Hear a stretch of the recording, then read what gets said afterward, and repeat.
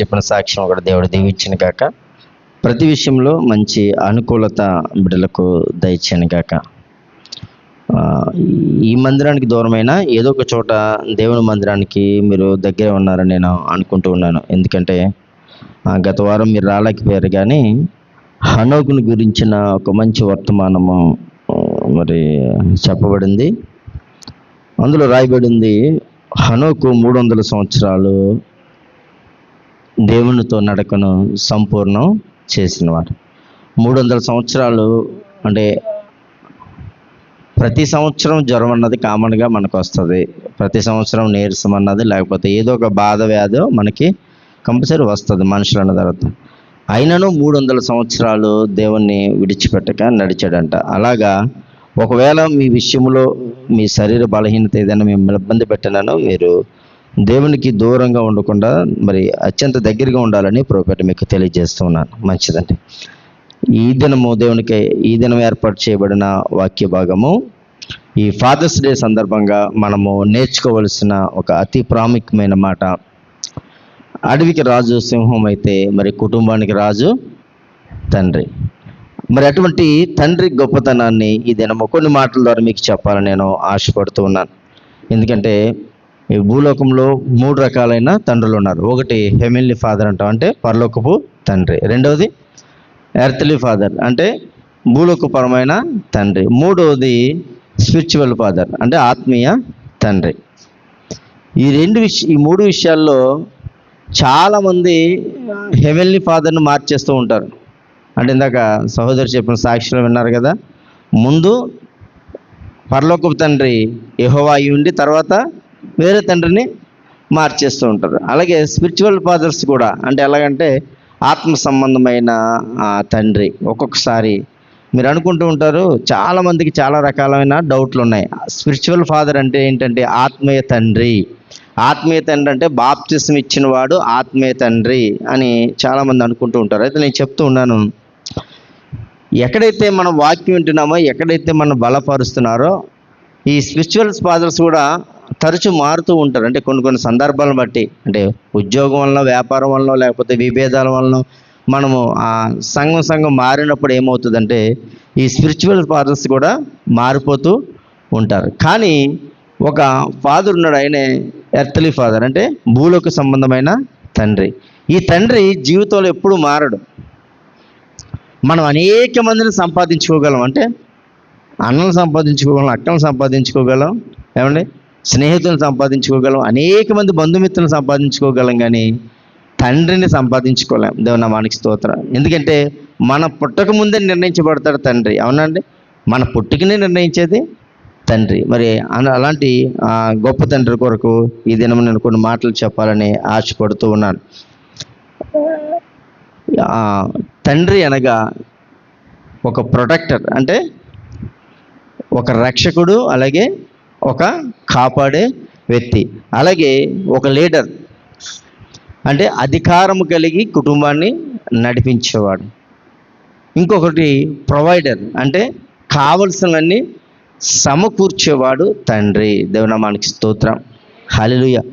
మనలో పిల్లల కాంచి పెద్దల కాంచి చాలామందికి తండ్రి అంటే సరైన అభిప్రాయం లేదు. ఎందుకంటే చాలా చోట్ల మీరు చూస్తున్న విధానం బట్టి మీరు అలా ఉండడము మరి తప్పు కాకపోవచ్చు, కానీ ఈ తండ్రి అన్న మాట ఎక్కడి నుంచి వచ్చిందంటే హెబ్రీ పదం నుంచి వచ్చిన మాట ఇది. ఫాదర్, డాడీ కాదు. డాడీ వేరు, ఫాదర్ వేరు. మన పిల్లలు ముద్దుగా ఇంగ్లీష్లో డాడీ అని పిలుస్తూ ఉంటారు. డాడీ అంటే యాక్చువల్గా పిన్న తండ్రి అని అర్థం అనమాట. కానీ ఫాదర్ అంటే ఏంటి? ఫాదర్ అంటే మన కన్న తండ్రి. దేవునామానికి స్తోత్రం. హల్లెలూయా. హెబ్రీ పదం ప్యాటర్ అన్న మాట నుంచి ఈ ఫాదర్ అన్న మాటను ఇంగ్లీష్లో కన్వర్ట్ చేసినప్పుడు ఆ ఇంగ్లీష్ మాటనే మనము ఫాదర్గా వాడుతూ ఉన్నాం. మరి ఇది ఎప్పుడు స్టార్ట్ అయిందంటే 1910 సంవత్సరంలో జూను 19వ తారీఖు, అప్పుడు 3వ ఆదివారం అన్నమాట, 19వ సంవత్సరంలో. అక్కడ ఒక సహోదరి సోనారా స్మార్ట్ అనే ఒక యువతి ఈ ఫాదర్స్ డేని ప్రారంభించింది. ఎందుకంటే తన తండ్రి సైన్యంలో ఉన్నాడు.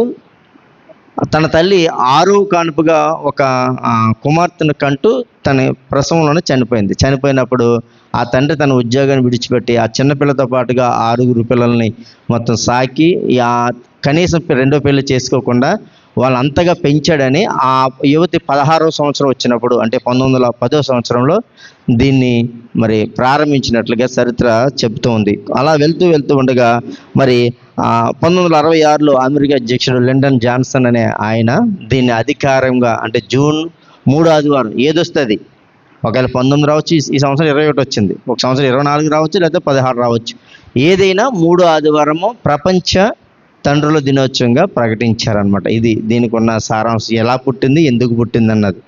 కాబట్టి మరి పుట్టడము, ఈ పేర్లు పరిస్థితులను బట్టి మారుతూ ఉంటుంది, కానీ దాని యొక్క ప్రాముఖ్యత మాత్రం మన జీవితంలో మనము తెలుసుకోవాలని ప్రభువు తెలియజేస్తూ ఉన్నాను. హల్లెలూయా. ఒక తండ్రిని గౌరవించలేనివాడు, తల్లిని గౌరవించలేనివాడు దేవుని పట్ల భయము భక్తి లేనివాడితో సమానం. దేవుని నామానికి స్తోత్రం. హల్లెలూయా. అంతే కదా. ఇంటిని వెళ్ళలేని వాడు ఊరిని వెళ్తానంటే అదేమాత్రము నిజం కాదు. అలాగే ముందుగా మన తల్లిదండ్రులని, లేకపోతే మన పెద్దలని మనము గౌరవించలేనప్పుడు, మన యొక్క తల్లిదండ్రులనే కాదు, మీ అత్తమామలైనా సరే, మీరు మీ తల్లిదండ్రులు అంటూ వారే, వాళ్ళని గౌరవించలేనప్పుడు మీ యొక్క ఆ రీతి దేవుని యందు సరిగా ఉండదని ప్రభుపేట నేను తెలియజేస్తూ ఉన్నాను. దేవుని నామానికి స్తోత్రం. చూడండి, ఒక లేఖన భాగాన్ని చూసుకొని మనము ముందుకు వెళ్దాం. ఎందుకంటే దేవుడు అనేక విధాలుగా మన పట్ల చేస్తున్నప్పుడు, యోబు గ్రంథం 1వ అధ్యాయము ఒక మంచి తండ్రిని ఇక్కడ పరిచయం చేస్తూ దేవుడి మాటలు మీకు తెలియజేస్తూ ఉన్నాడు. యోబు గ్రంథం 1వ అధ్యాయం 5వ వచనం.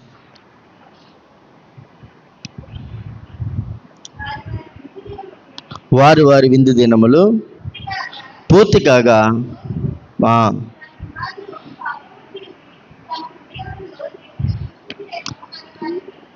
తమ కుమారులు ఏదైనా పాపము చేసి తమ హృదయంలో దూషించుతారేమోనని వారిని పిలువ నలిపించి వారిని పవిత్రపరిచి అరుణోదయంలో లేచి వారి ఒక్కొక్కరి నిమిత్తమై, దేవుని నామానికి స్తోత్రం. హల్లెలూయా. ఒక్కొక్కరి నిమిత్తము ఒక్కొక్క దహన బలి అర్పించుచు వచ్చును. దేవుని నామానికి స్తోత్రం. ఒక మంచి తండ్రి పిల్లల కొరకు ప్రార్థించేవాడిగా ఉంటాడు.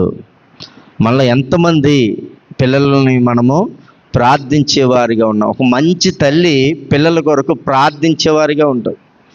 అరుణోదయంలో లేచి, అంటే పిల్లలు ఇంకా లేవకముందే లేచి ఏం చేస్తున్నారట, ఒక్కొక్కరు ఏమైనా పాపం చేశారేమో, తమ హృదయంలో దేవునికి విరోధంగా ఏదైనా కార్యం ఉందేమో ప్రతి బిడ్డ దగ్గరికి వెళ్ళి ఒక్కొక్క నిమిత్తము ఒక్కొక్క దహన బలి. దేవుని నామానికి స్తోత్రం.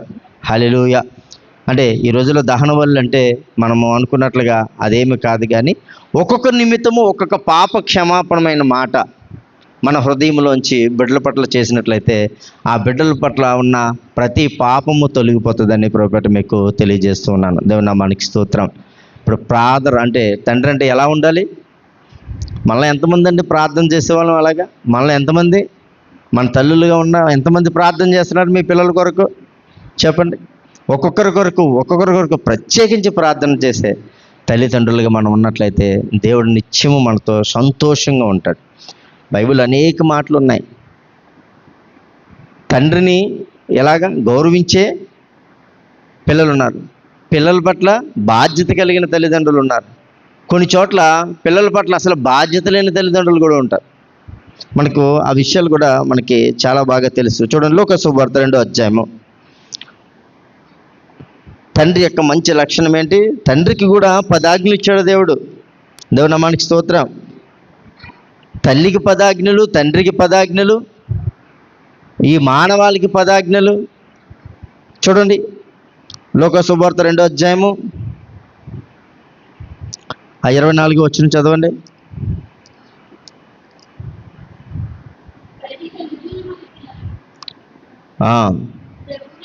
ప్రభువునకు ప్రతిష్ట చేయబడవలెను అని ప్రభు ధర్మశాస్త్రమందు రాయబడినట్లు ఆయనను ప్రభువునకు ప్రతిష్ఠించుటకును ప్రభు ధర్మశాస్త్రమందు చెప్పబడినట్లు ఏమండి గువ్వల జతనైనను 2 పావురు పిల్లలైన బలిగా సమర్పించుటకు వారు ఆయనను యెరూషలేమునకు తీసుకొని పోయిరి. దేవుని నామానికి స్తోత్రం. ఎక్కడ తీసుకుపోయారు? యెరూషలేము అంటే ఏంటి? యెరూషలేములో ఏముంది? యెరూషలేములో పవిత్రమైన దేవుని స్థలం ఒకటి ఉంది. ఏమండి, ఆ ప్రతి మగపిల్లను దేని చేయడానికి తీసుకుపోయారంట? దేవునికి ప్రతిష్ఠ చేయడానికి తీసుకువెళ్ళారు మోషే ధర్మశాస్త్ర ప్రకారము. అంటే ఇక్కడ రాయబడిన మాట ఏంటంటే, ఈ రోజుల్లో మనం యెరూషలేం అంటే ఏంటి? దేవుని యొక్క మందిరం, దేవుని యొక్క ఏమంటే ఆలయం. ఈ ఆలయానికి మన పిల్లలను దేవునికి ప్రతిష్ఠ చేయడానికి తీసుకెళ్ళాలి. దేవుని మనకి స్తోత్రం. ప్రతి తండ్రి యొక్క బాధ్యత. మనం వెళ్ళిపోవడం కాదు. చూడండి, చాలా చోట్ల తల్లిదండ్రులు వస్తారు కానీ పిల్లలు రారు. అంటే చిన్నపిల్లలు అయితే మన మాట వింటారు కాబట్టి మనం తీసుకొస్తాం, కొట్టో తిట్టో. కానీ కొద్దిగా ఎదిగిన తర్వాత, మనంత ఎదిగిపోయిన తర్వాత, దేవుని మనకి స్తోత్రం, అప్పుడు ఏమవుతారు? మనంత ఎదిగిన తర్వాత ఆ పిల్లలు మా కలిసి ఇద్దరు ఎక్కడ ఉన్నారు చూడు, చెర్రివిని యజ్ఞ ఎక్కడ తీసుకురావాలి? దేవుని మందిరాన్ని తీసుకురావాలి. ఏం చెప్తుంది ధర్మశాస్త్రం? దేవుని మందిరంలో నీ పిల్లలను ప్రతిష్ఠ చెయ్యి. అప్పుడు ఏమవుతుందంటే నీ పిల్లలు చక్కని వృద్ధిలోనికి వస్తారు. ఎందుకంటే చక్కని జ్ఞానమైన మాటలు వింటారు. హల్లెలూయా. కాబట్టి ఆ పిల్లల్లో ఇప్పుడు చదువులో ఎవరైతే చక్కని జ్ఞానం కలిగి ఉంటారో వారు ఎలా అభివృద్ధి పొందుతారో, అలాగే దేవుని యందు కూడా వారు అభివృద్ధి పొందుతారని ప్రభుపేట మీకు తెలియజేస్తూ ఉన్నాను. దేవుని నామానికి స్తోత్రం. మత్తయి సువార్త 6:26 మరొక చక్కని మాట ఉంది తండ్రి కొరకు. చూడండి, మత్తయి సువార్త 6:26.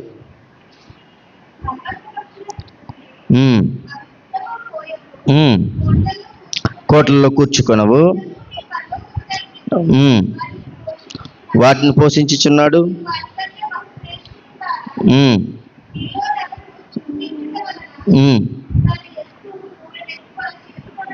చాలండి. దేవుని నామానికి స్తోత్రం. పరలోకపు తండ్రి యొక్క విధి అంటే ఏంటి? ఇప్పుడు ఆకాశ పక్షులు ఏం చేయమంట? విత్తవు, కోయవు, అయినా సరే వాటికి ఆహారము సమృద్ధిగా పెడుతున్నవారు ఎవరు? హెవెన్లీ ఫాదర్, అంటే పరలోకపు తండ్రి. మరి ఇప్పుడు భూలోక తండ్రమైన మనము మన పిల్లలను జాగ్రత్తగా పోషించవలను. చూడండి, చాలా మట్టుకు చూస్తే ఆ క్రైస్తవ కుటుంబాల్లో తల్లిదండ్రులు పిల్లలను చాలా చక్కగా పెంచుతారు.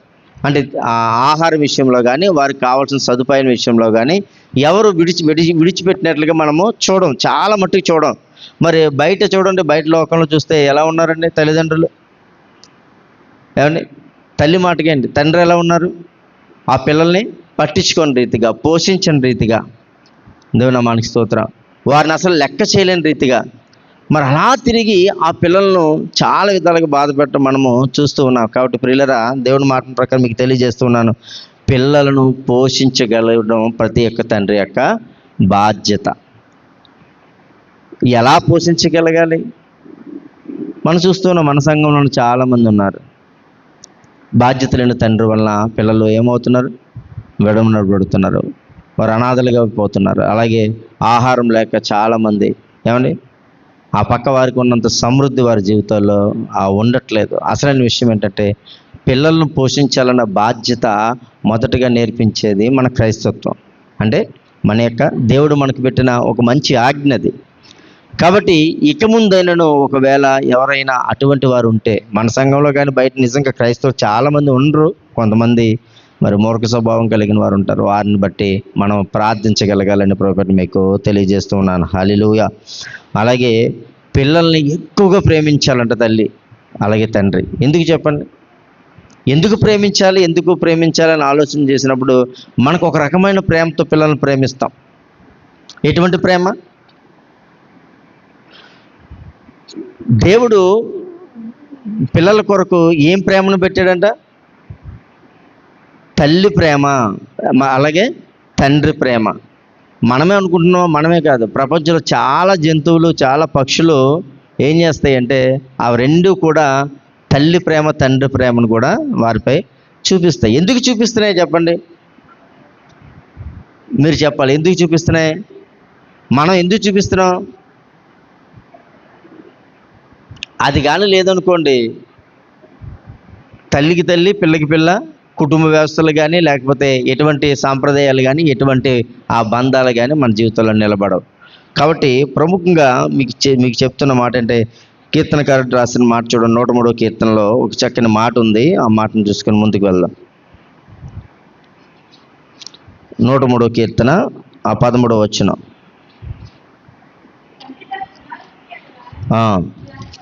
తండ్రి తన కుమారుని ఎడల జాలిపడినట్లు. దేవుని నామానికి స్తోత్రం. హల్లెలూయా. తండ్రికిని యెహోవాకును సంబంధం. తండ్రి తన పిల్లల ఎడల జాలిపడినట్లు యెహోవా కూడా తన యందు భయభక్తులు గారి వారి ఎడల జాలిపడును. ఎందుకంటే మనకి పుట్టిన పిల్లల పట్ల మనకి ఎంత ప్రేమ ఉంటుందో ఆయన చేతి పని వారమైన మన పట్ల దేవునికి అంతే ప్రేమ ఉన్నది. కాబట్టి మనమన్నా విడిచిపెడతామేమో కానీ దేవుడు ఎట్టి పరిస్థితుల్లోనూ విడిచిపెట్టడని ప్రభుపేట మీకు తెలియజేస్తూ ఉన్నాను. అదే మాట మళ్ళీ యోహాను పత్రికలో రాయబడి ఉంది. యోహాను శుభవార్తలో 16వ అధ్యాయంలో 17వ వచనం చూస్తే ఒకసారి.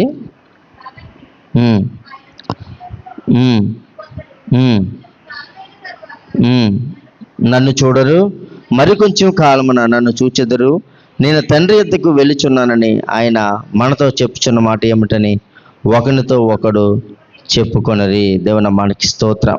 హల్లెలూయా. కొంతకాలం తర్వాత చూస్తారు, కొంతకాలం తర్వాత చూడు. పిల్లలు కూడా ఎదిగి పెద్దవారు అవుతున్నారు. దేవుని నామానికి స్తోత్రం. పిల్లలు ఎదిగి పెద్దవారు అవుతున్నప్పుడు అక్కడ జరుగుతున్న పరిస్థితిని మనం ఆలోచన చేస్తే కొంతకాలం తర్వాత కొంతకాలం మనం చూడాలి, కొంతకాలం తర్వాత వాళ్ళు మనల్ని చూడాలి. దేవుని నామానికి స్తోత్రం. ఎందుకంటే మనం పిల్లలుగాను వారు ఎలాగా వారు తల్లిదండ్రులుగాను మారుచి ఉంటారు. కాబట్టి దేవుడు పెట్టిన ఈ క్రమం బట్టి మనము అర్థం చేసుకోవాల్సిన విషయం ఏంటంటే పిల్లల పట్ల మనం ఎంత ప్రేమగా చూపిస్తామో చూడండి. పిల్లలు ఇంటికాడ పెట్టుకొని పెంచి ఇంటికాడ పెట్టుకొని చదువుకునే పిల్లలు ఏం చేస్తారంటే తర్వాత వారి జీవిత కాలంలో వారిని కూడా ఇంటికాడ పెట్టుకుంటారు. పిల్లల్ని హాస్టల్లో పడిచేసి లేకపోతే వేరే వేరే చోట్ల ఏమైనా మాట ఇంటలేదని రకరకాలుగా చేసే పిల్లలు తర్వాత తీసుకెళ్ళి ఓల్డ్ ఏజ్ హోమ్లో వేస్తాం చూస్తుంటాం. కాబట్టి మనము ఎంత ప్రేమ కలిగి ఉంటే పిల్లల పట్ల పిల్లలు మన పట్ల అంత ప్రేమ కలిగి ఉంటారని ప్రభుపేట మీకు తెలియజేస్తూ ఉన్నాను. హల్లెలూయా. అలాగే పిల్లలకు బోధించగల తత్వం మన దగ్గర ఉండాలి. ఏమండి, ఏ తత్వం ఉండాలి? బోధించగల తత్వం. ఎంతమందిలో పిల్లలకు మనం చక్కని జ్ఞానం చెప్పగలుగుతున్నాం? చూడండి, ఒక మాట చూస్తే మీకు అర్థమవుతుంది. అదే కీర్తన 103:13 చదవమ్మా, ఒకసారి చదవండి. 103:13.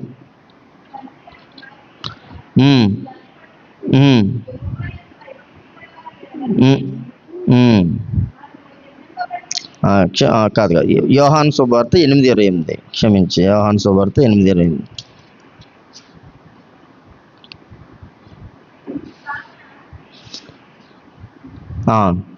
కావున యేసు, మీరు మనుష్య కుమారుని పైకెత్తినప్పుడు నేనే ఆయననియు నా అంతట నేనే ఏమీ చేయక తండ్రి నాకు నేర్పినట్లు ఈ సంగతిలో మాట్లాడుచున్నానని మీరు గ్రహించెదరు. దేవుని నామానికి స్తోత్రం.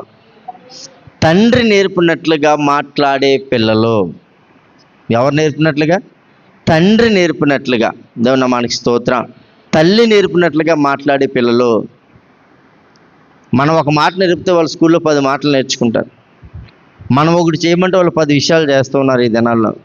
అంటే వాళ్ళే కాదు, ఆ రోజుల్లో మనము కూడా అటువంటి చేసిన వారమే. కానీ ఎవరైతే పిల్లలకు చక్కని క్రమశిక్షణ దేవుళ్ళలో నేర్పగలుగుతారో ఆ పిల్లలు ఒక రోజున ఉన్నత స్థాయిలో ఉంటారని దేవుని వాక్యాన్ని బట్టి మీకు తెలియజేస్తూ ఉన్నాను. హల్లెలూయా. మరి ఇలా అనుకుంటే చూడండి, 2 రాజుల గ్రంథం తీయండి ఒకసారి. మీకు అక్కడ చక్కని మాట ఉంది. ఒక్కొక్కసారి మన జీవితంలో మనం ఏం చేస్తున్నామని ఆలోచన చేసినప్పుడు 1 రాజుల గ్రంథము 5వ అధ్యాయం 5వ వచనం. 1వ అధ్యాయం 5వ వచనం.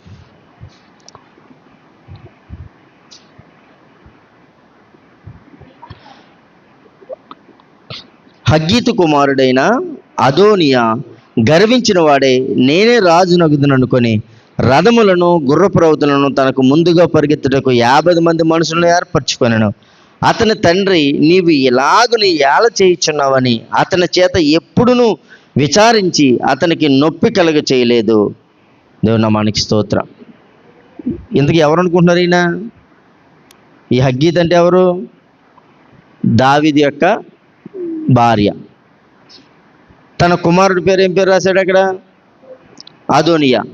అదోనియా గర్వించిన వాడే ఏం చేశాడంటే గుర్రపు రౌతులను వాటిని ఏర్పాటు చేసుకొని నేనే అబ్షాలోం కన్నా ముందువాడు అనమాట, నేనే రాజుని అయిపోతానని చెప్పి గర్వించిన వాడే తన ఇష్టానుసారంగా ప్రవర్తించినప్పుడు మరి ఆ తండ్రి అయిన దావీదు అతనికి ఏమాత్రం నొప్పి కలగకుండా, ఏమాత్రము భయం పెట్టకుండా ఏం చేశాడని రాయబడింది.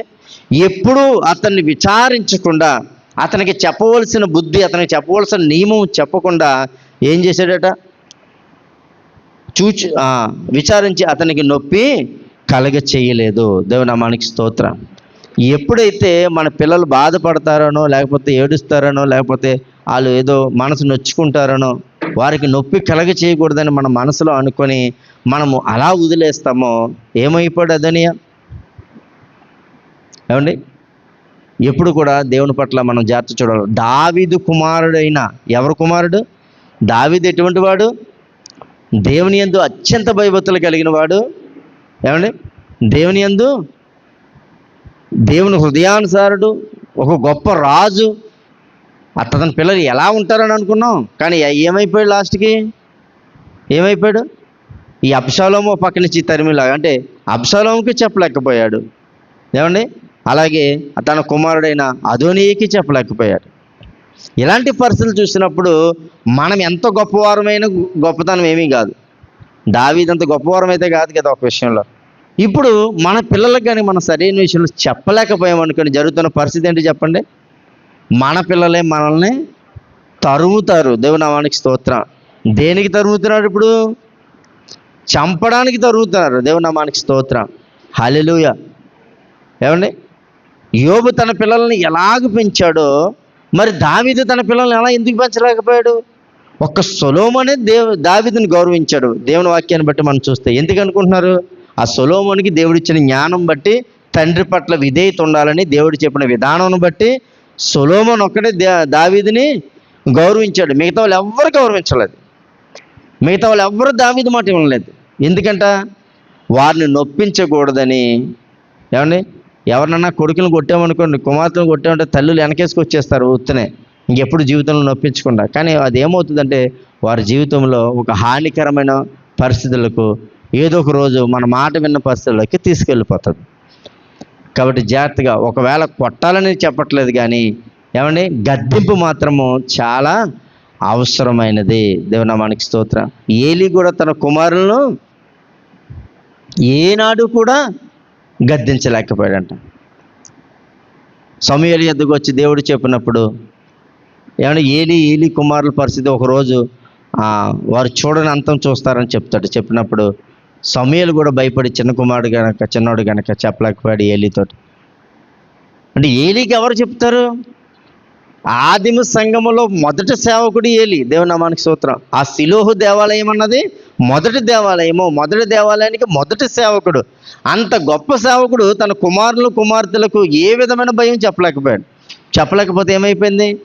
అతను ఎంత గొప్పవాడైతే ఏమైంది? తన వలన ఏమైందంటే తన పిల్లల వలన తను చనిపోయాడు, తన పిల్లలను కూడా చంపుకోవాల్సిన పరిస్థితి ఏర్పడింది. కాబట్టి ప్రియులారా, దేవుని పేరట చెప్తున్నాను, మీకు తప్పైనది ఏదైనా సరే పిల్లలకి చెప్పవలసిన బాధ్యత మన దగ్గర ఉంది. మొదట్లోనే వారిని సరైన క్రమంలో పెట్టవలసిన బాధ్యత ఉందని ప్రభువుపేట మీకు తెలియజేస్తూ ఉన్నాను. పిల్లలు తప్పులు చేస్తారు, చేయరని కాదు. ఆ తప్పులు చేసినప్పుడు కూడా వారిని మరలా మన యొక్క విధానంలో తెచ్చుకొని వారిని సత్కరించి సరైన మార్గంలో పెట్టవలసిన బాధ్యత మన దగ్గర ఉంది. ఇందా చదివారు కదా ఒక లేఖన భాగము. ఏ లేఖన భాగం? లోక సువార్త 15వ అధ్యాయంలో ఏమన్నా చూడండి. అక్కడ 15వ అధ్యాయము 20 వచ్చిన 18 వచ్చి నుంచి చూడండి. చదవమ్మా. నేను లేచి తండ్రి యొద్దకు వెళ్ళి, తండ్రి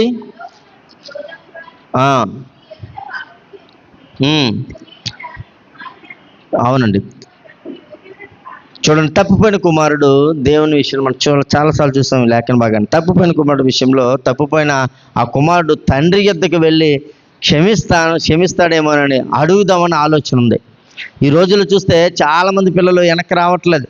ఇంటి నుంచి వెళ్ళిపోయిన పిల్లలు కానీ, లేకపోతే తండ్రి వాళ్ళని గద్దింపబడిన. ఎందుకంటే తండ్రి అంటే ప్రేమ కంటే భయం ఎక్కువ ఉంది కొన్ని విషయాల్లో. కాబట్టి ఇక్కడ జరుగుతున్న మాట ఏంటని ఆలోచన చేస్తే, క్షమించే మనసు తండ్రికి ఉందని పిల్లలకు తెలియాలి.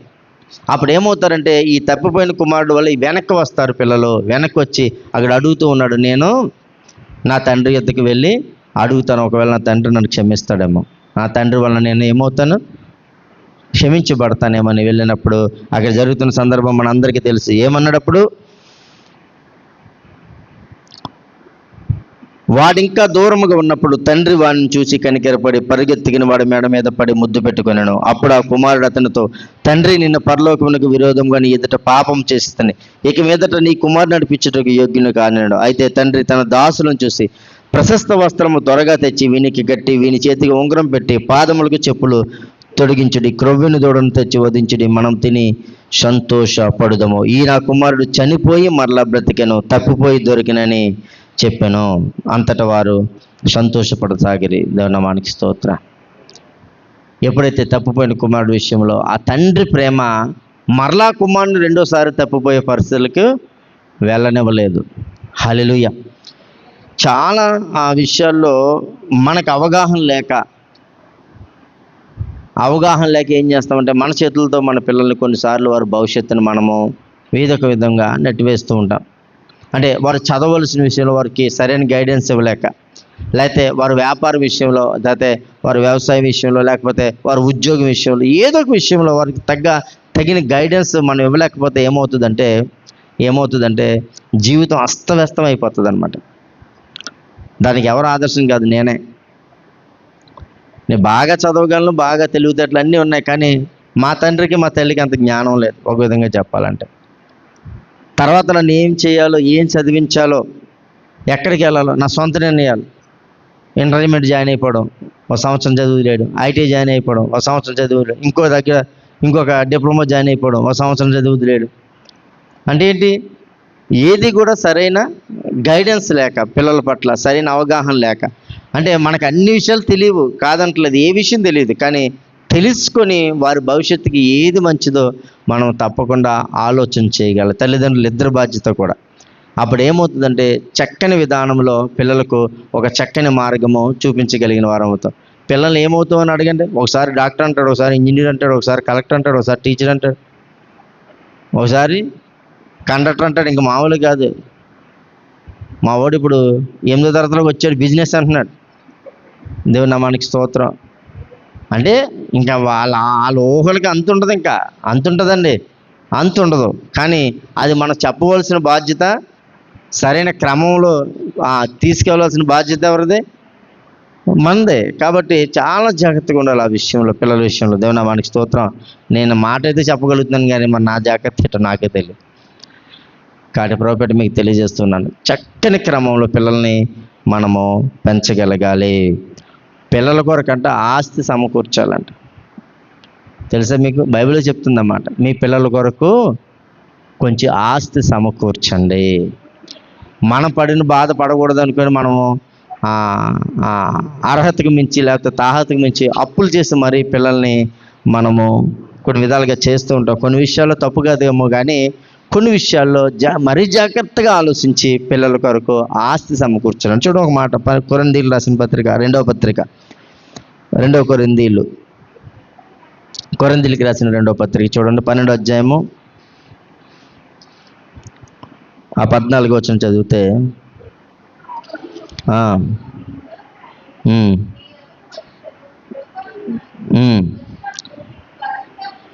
మధ్యలో వచ్చిన, పిల్లలు తల్లిదండ్రులకు కొరకు కాదు, తల్లిదండ్రులే పిల్లల కొరకు ఆస్తి కూర్చతగినది కదా. దేవుని నామానికి స్తోత్రం. ఎలాగంట? పిల్లలు తల్లిదండ్రుల కొరకు కాదు, తల్లిదండ్రులే పిల్లల కొరకు ఆస్తి సమకూర్చవలని కదా అంటాడు. దేవుని నామానికి స్తోత్రం. హల్లెలూయా. అంటే ఎంతో కొంత పిల్లలకి మీరు ఎంతో కొంత మీ స్థాతులకు తగ్గ, లేకపోతే మీరు సంపాదించిన కొలది పిల్లలకు ఎంతో కొంత చిన్న మొత్తంలో మీరు గనక మరి సంపాదించగలిగితే, దాచిపెట్టగలిగితే పిల్లలు చాలా సంతోషంగా ఉంటారండి. దేవుని నామానికి స్తోత్రం. హల్లెలూయా. మన జాగ్రత్తగా ఆలోచించండి. అంటే మన దగ్గర అవకాశం లేకపోతే లేదు, కానీ అవకాశం ఉన్నంత వరకు చక్కని ఆలోచనలు కలిగి మీరు ఏదైనా మోటివేషన్ క్లాసులకి వెళ్తే ఆ పేరెంటింగ్ అంటే ఎలా పెంచాలి, పిల్లల్ని ఎలా పెంచాలని మోటివేషన్ క్లాసులకి వెళ్తే చెప్తారు. మనం అనుకుంటుంటాం ఈరోజు 100 రూపాయలు ఉన్నాయని ఆ 100 రూపాయలు తగ్గట్టుగా ఖర్చు మన దగ్గర ఉంటుంది. దేవుని నామానికి స్తోత్రం. కానీ ఆ 100 రూపాయలు రోజుకి 10 రూపాయలు దాస్తే, 100 రూపాయలు ఖర్చు పెట్టే స్థితి ఉన్నప్పుడు రోజుకి 10 రూపాయలు దాస్తే ఆ పిల్లలకి ఒకనాడు మరి మనం ఊహించిన విధంగా మనము ఒక మంచి సెక్యూరిటీ పిల్లలకి మనము ఇవ్వగలమని ప్రభుపేట మనకు తెలియజేస్తూ ఉన్నాను. మనకి ఆదాయంకి మించి ఖర్చులు ఎక్కువైపోతున్నాయి ఈ రోజుల్లో. పిల్లలకి తగిన సదుపాయాలు మనం సమకూర్చలేక ఇంకా అప్పులు పడిపోయి ఇంకా ఇబ్బంది పడిపోతున్నాం. ఎందుకంటే అనేకం అడుగుతున్నారు, అవి మనం కంపల్సరీ పెట్టాలని ఆశపడుతున్నాం. దానివల్ల ఏమవుతుందంటే పిల్లలకి 10 రూపాయలు కూడా మనము మరి ఆ పక్కన పెట్టే ఆ పరిస్థితి మన దగ్గర ఉండట్లేదు. ఏమంటే నేను మొన్న చెప్పాను, 1,00,000 రూపాయలు సంపాదించేవాడికి 2,00,000 రూపాయలు అవసరం ఉంటుంది. 1,000 రూపాయలు సంపాదించేవాడికి 2,000 అవసరం ఉంటుంది. 1,00,00,000 రూపాయలు సంపాదించేవాడికి 2 కోట్లు అవసరం ఉంటుంది. కాబట్టి ఎంత అవసరమైనా అవసరమే, ఇంకా అవసరానికి మించింది ఏముండదు. డబ్బులు వచ్చే కొద్ది అవసరాలు పెరిగిపోతాయి, సౌకర్యాలు పెరిగిపోతాయి, లేకపోతే రకరకాలు పెరిగిపోతాయి. కాబట్టి 100 రూపాయలు ఉన్నా సరే ఆ 100లో కనీసం 10-5 మీ పిల్లల కొరకు మీరు దాయాలని ప్రభువు తెలియజేస్తుంది. దేవుని వాక్యాన్ని బట్టి చెప్తూ ఉన్నా. అప్పుడు ఏమవుతుందంటే మీ పిల్లల కొరకు ఇంకొకరి దగ్గర మీరు చేయి చాపే లేకపోతే అడిగే పరిస్థితి మీకు రాదు. దేవుని నామానికి స్తోత్రం. హల్లెలూయా. ఆ సామెతల గ్రంథం 13వ అధ్యాయం తీయండి, అక్కడ ఇంకో చక్కని మాట ఉంది. సామెతల గ్రంథం 13వ అధ్యాయం 22వ వచనం.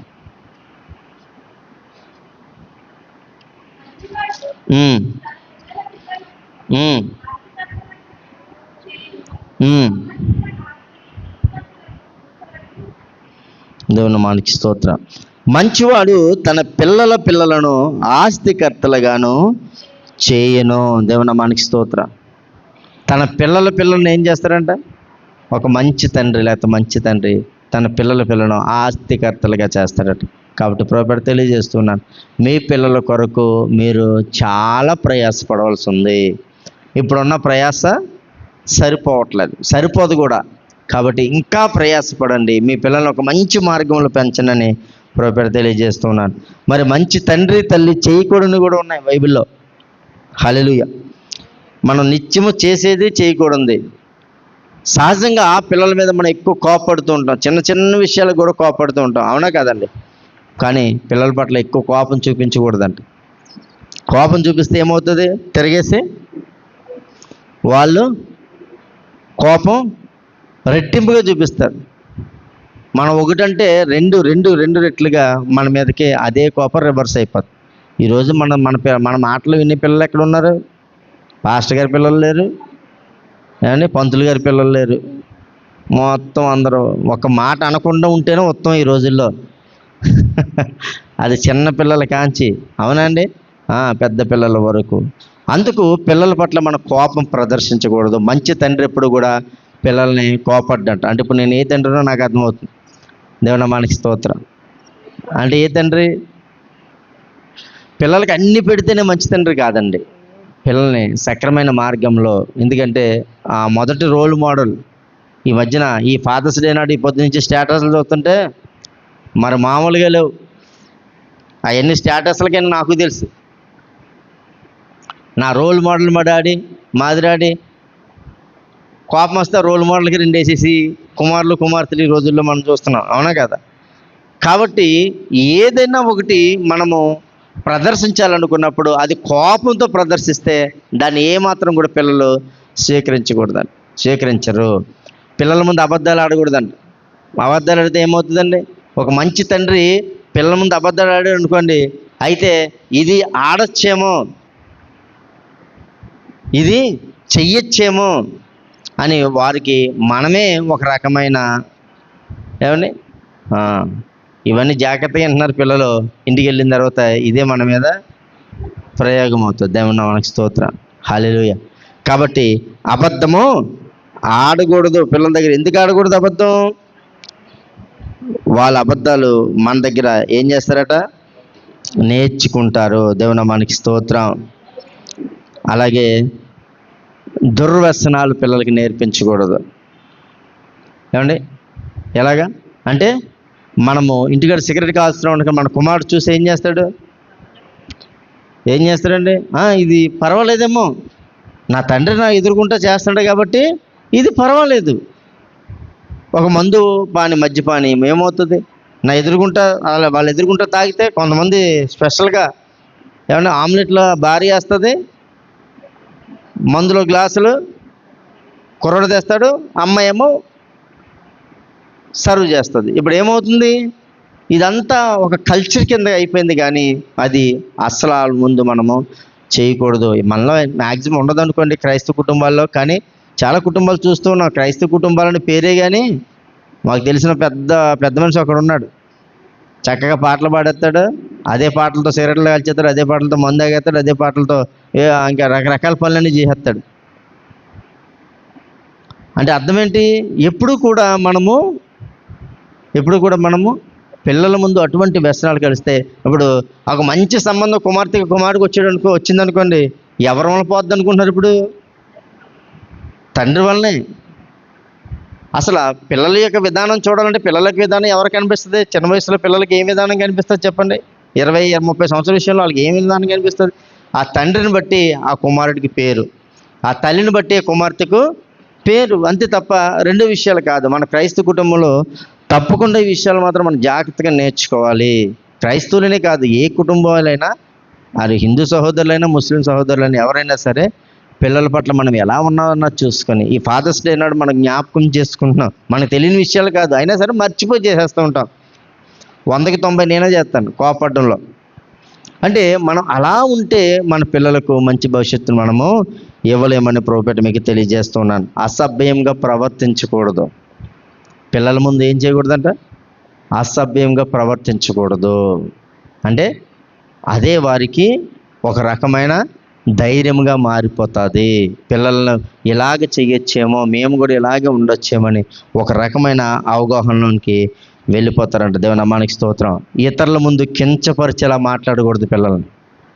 తల్లిదండ్రులు, ఒక మంచి తండ్రి తన పిల్లలను, ఒకవేళ పిల్లలు ఎలాంటి వారైనానో ఎదుటివారి పట్ల కించపరచకూడదంట. ఇప్పుడు ఏమవుతుందంటే, మనం గొప్పగా సరదాగా ఏదో చెప్తుంటే అదే మనకి రివర్స్లో వస్తుంది. దేవునామానికి స్తోత్రం. కాబట్టి జాగ్రత్తగా ఆలోచించేయండి. మీకు ఇవ్వబడిన ప్రతిదీ కూడా.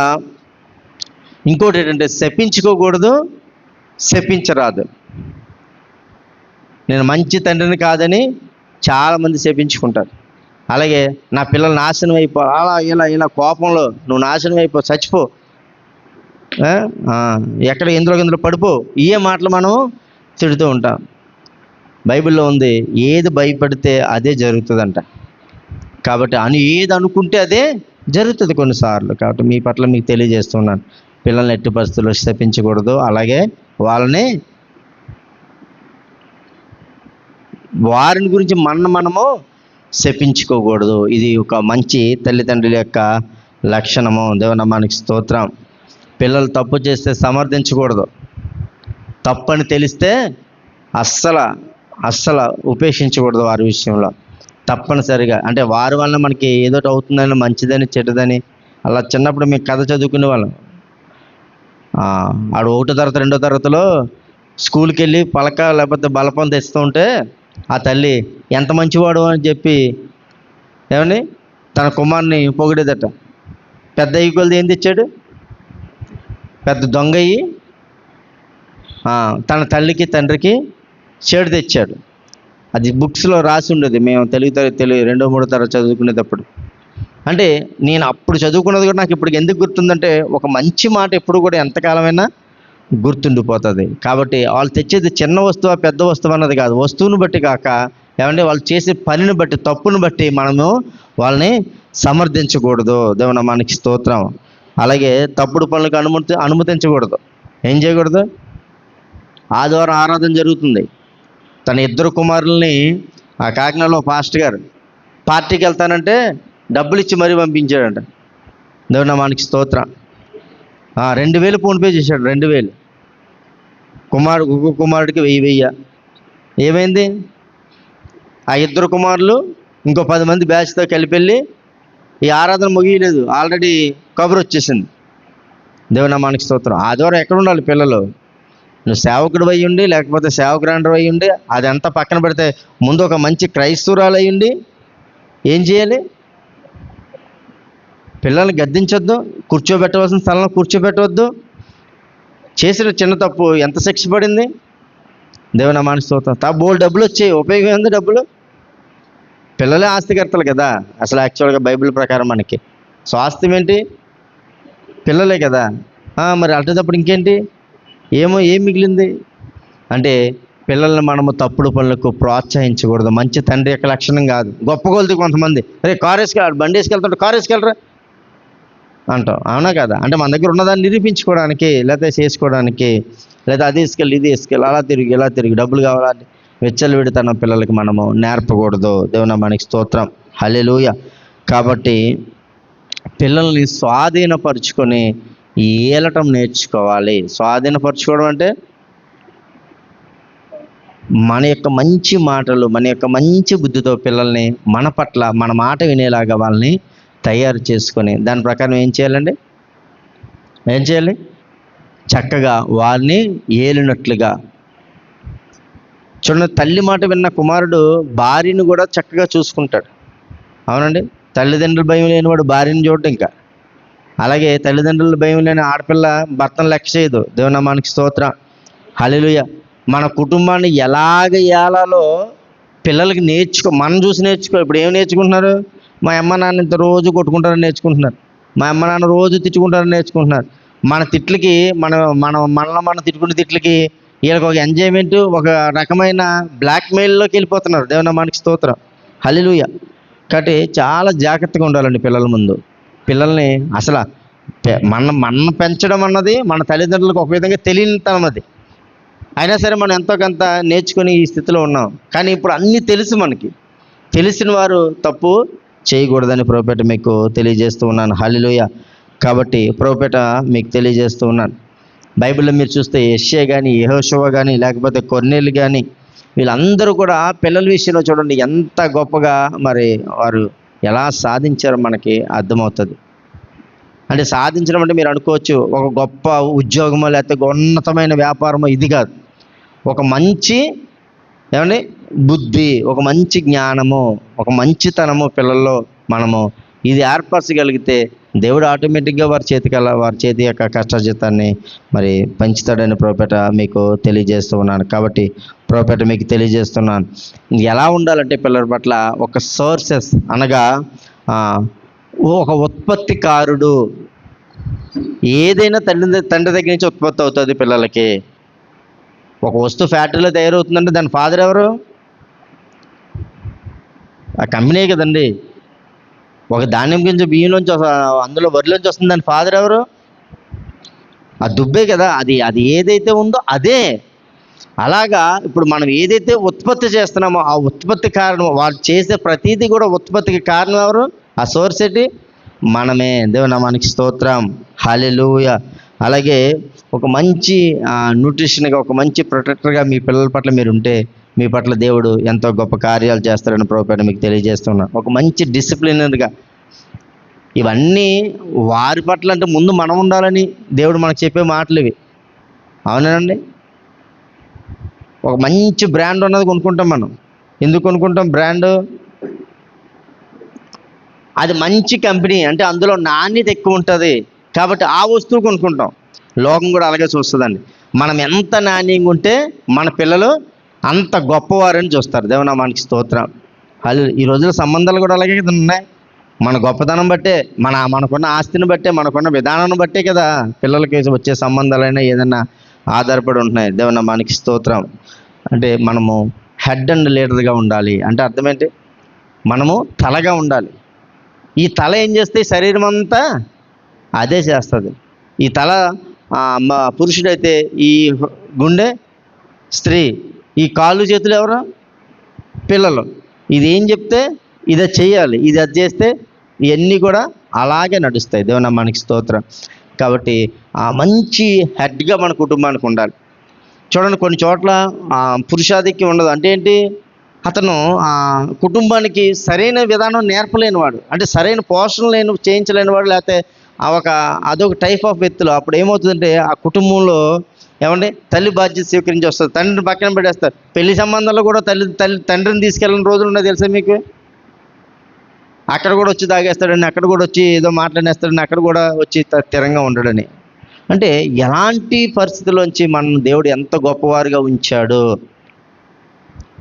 కాబట్టి క్రైస్తవ కుటుంబాల్లో కూడా ఇప్పుడు చాలా చోట్ల చూస్తే మనం చూస్తున్నాం, స్త్రీలు మంచివారుగా, పురుషులు ఇంకా మారని వారుగా. ఇవన్నీ వారు నేర్చుకొని కుటుంబాలు చక్కదిద్దుకోవాలని ప్రభుపేట మీకు తెలియజేస్తూ ఉన్నాను. కుటుంబాల పట్ల శ్రద్ధ తీసుకునేవాడే తండ్రి. హల్లెలూయా. చాలామంది తండ్రులు ఇవి 1000 రూపాయలు సంపాదించి 500 చేతిలో పెడతారు. ఇంక సంబంధం ఉండదు. 500 తెచ్చి 100 రూపాయలు చేతిలో పెడతారు, నువ్వేం పడితే పడని. దేవుని నామానికి స్తోత్రం. అలాంటి కుటుంబాలు వర్ధిల్లవు. కాబట్టి తండ్రి చాలా బాధ్యతగా ఉండాలి.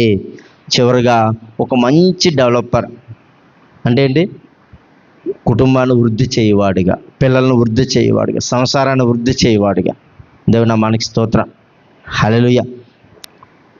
ఒక ఫ్యామిలీకి అంబాసిడర్గా ఉండాలి. దేవుని నామానికి స్తోత్రం. కుటుంబాలకు ఎవరు మన ఆదుకునేవాడు, ఎవరు మనకి సహాయం చేయవాడు అంటే వెంటనే ఒక వ్యక్తి పేరు కనిపించాలి. అప్పుడు ఏమవుతుందంటే ఆ కుటుంబాల్లో ఏమవుతుంది?